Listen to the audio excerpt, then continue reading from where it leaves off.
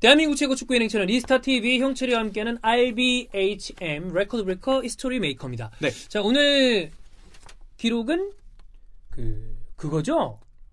뭐 단적으로 얘기하면 슈가맨. 예. 축구 슈가맨. 그리고 우리나라의 단적인 원히트 원더의 대표가 있잖아요. 누구죠? 나는 내일 학교 가는 버스 안에서. 누구 잘 모르죠? 저 알지 않아요? 자자 버스 안에서. 자자 버스 안에서를 너가 몇 살 때 들었죠?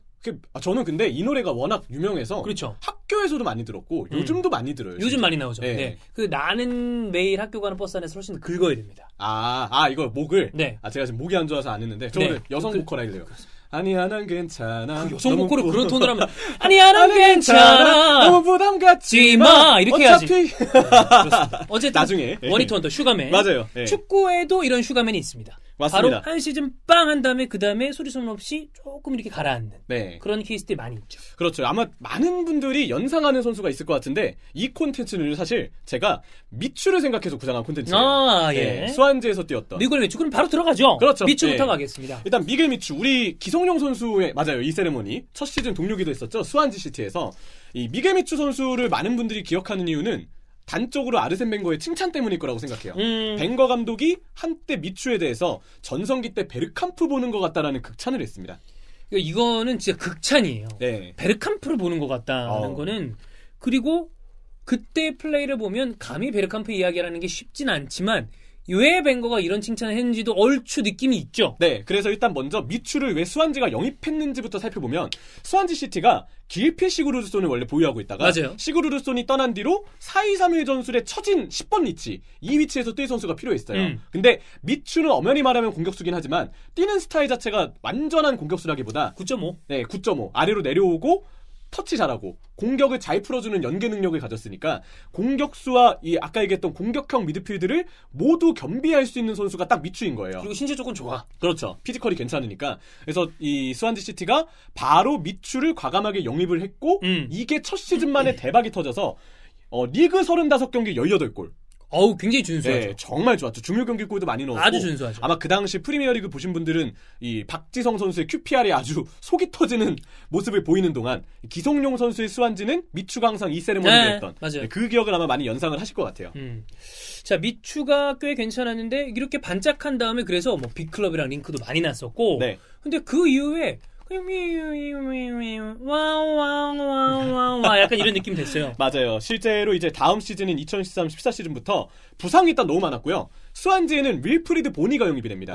보니가 자연스럽게 그 자리를 대신하게 되면서 미겔 미추 선수는 리그 17경기 2골. 17경기라는 출전 자체도 적지만 2골은 너무 심각하죠. 그렇죠. 예, 그때 그나마 이때는 나왔을 때 경기력은 간간히 괜찮았는데 문제는 그 이후로도 부상이 계속됐다라는 거예요. 결국은 2014-15 시즌에 나폴리로 임대를 갔는데 한 골도 넣지 못했고요.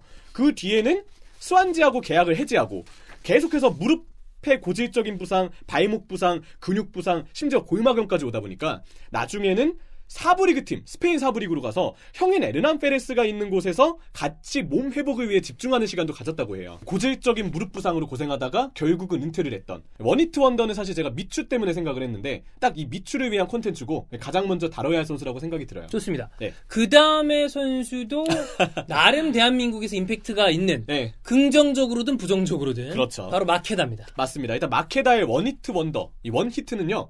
일단 2008-2009 시즌으로 돌아가야 합니다. 네. 그 당시 맨체스터 유나이티드가 올드 트래포드에서 리버풀 선두 경쟁팀이었던 리버풀한테 1대4로 깨진 다음에 그때 도침표의 프리킥 골 때문에 아마 많이 기억을 하실 거예요. 그리고 아우렐리오도 프리킥 넣었고 그리고 그 뒤에 있었던 풀럼하고 경기에서도 맨체스터 유나이티드가 패를 당했어요. 그 뒤에 아스톤 빌라전이었는데 아스톤 빌라를 상대로 홈에서 1대2로 58분까지 지고 있었습니다. 여러 가지로 맨체스터 유나이티드가 이러다가는 리버풀한테 뒤집힐 수도 있다. 쫓길 수 있다. 이런 위기감이 감돌았었는데 실점한 지 3분 만에 퍼거슨 감독이 나니 대신에 마케다를 투입하면서 마케다가 프로 데뷔를 하게 돼요.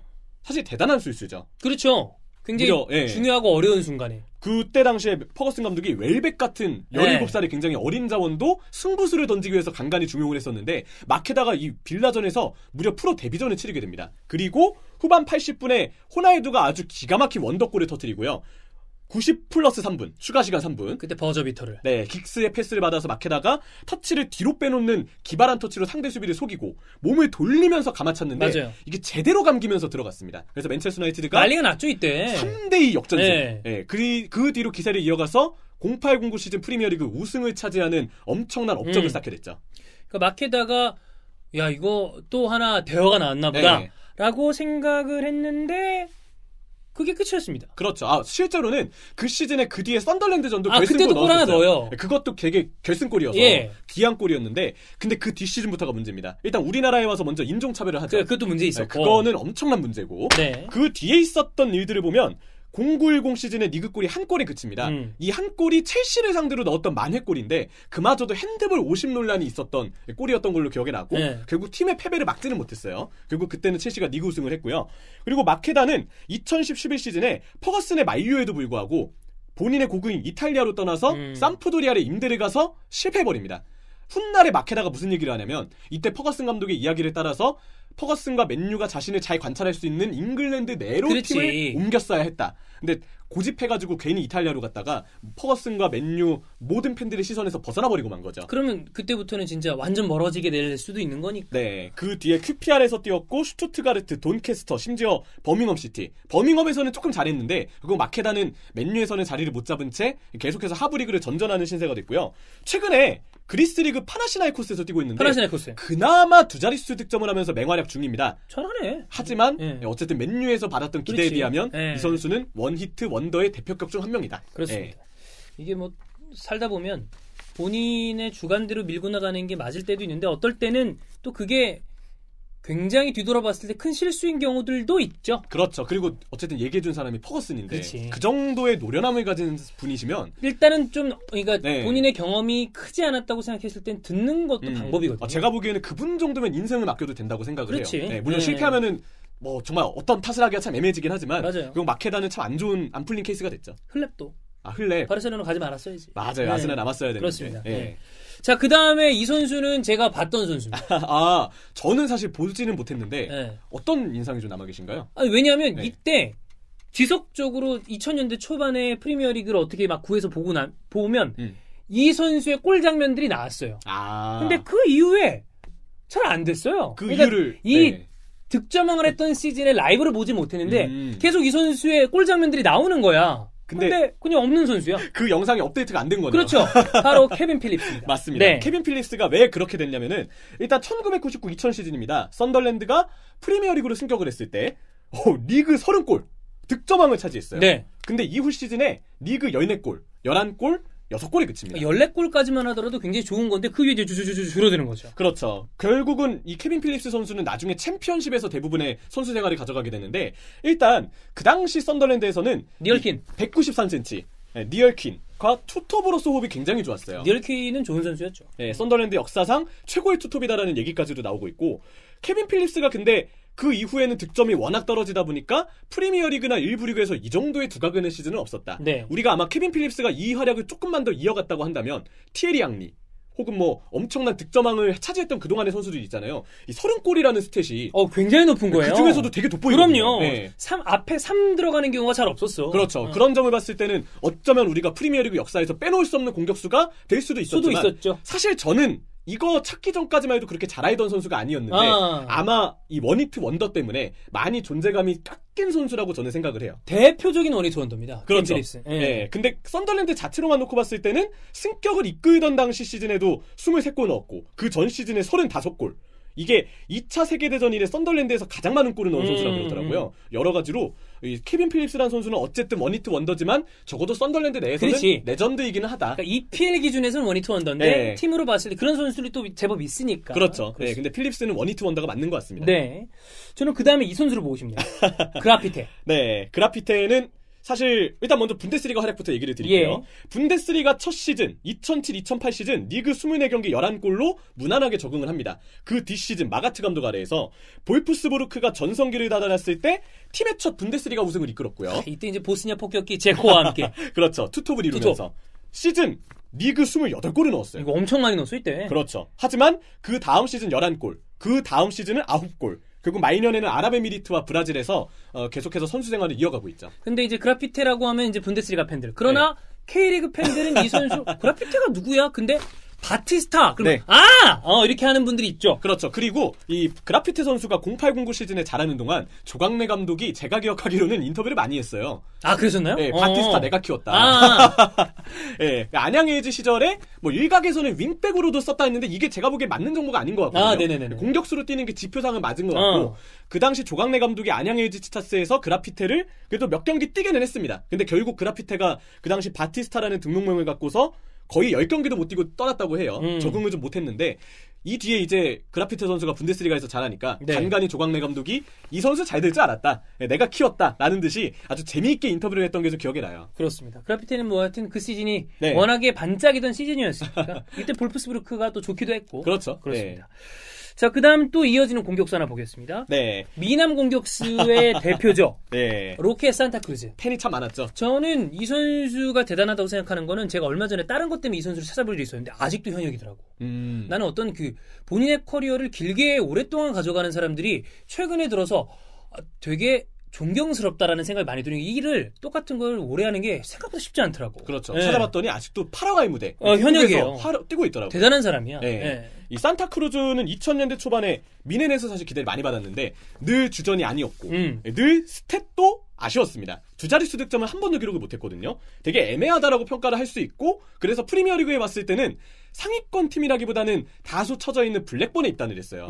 근데 첫 시즌이었던 0708 시즌에 이때 되게 핫했잖아요. 무려 리그에서 넣은 골이 19골. 게다가 리그컵 3골, 유에파컵 예선 1골이니까 시즌 23골을 넣었습니다. 넘게 넣은 거예요. 그치? 네. 대단한 일이죠. 근데 그 다음 시즌에 초라합니다. 리그 4골. 확 줄었고. 컵대회 2골. 네. 그 뒤로는 맨시티로 이적하지만 실패를. 잘 안 됐죠. 네. 결국 프리미어리그에서는 블랙번 첫 시즌에 이 전체 대회 20골 이상을 넣으면서 반짝거렸지만 결국은 그 뒤에 그 정도의 활약을 이어가지는 못했다. 대신에 말라가에서 잠시 뛸 때 예외는 있었는데 그래도 블랙번 첫 시즌에 비하면은 그렇죠. 그 정도까지는 아니었다라고 보는 게 맞죠. 그렇습니다. 자, 그 다음에 볼 선수는 요거는 SL 들으신 분들은 찬우 형 이야기하는 거를 들은 분들도 있을 거고 좀 그래도 제 표현으로 연식 좀 되신 분들 저보다 나이가 약간 위 아니면 저 나이 또래 축구를 좀 일찍 보시기 시작한 분들은 들어봤을 거예요. 바로 스킬라치입니다. 그렇습니다. 이 스킬라치가 우리가 알고 있는 그 프랑스 수비 스킬라치 말고 이탈리아 공격수 스킬라치입니다. 아스날 출신 말고. 이 선수 이름은요 살바토레 스킬라치입니다. 이야기가 긴데 1990년 3월에 A매치 데뷔를 해요. 그리고 그때 1990 월드컵 이탈리아 대표팀으로 발탁이 됩니다.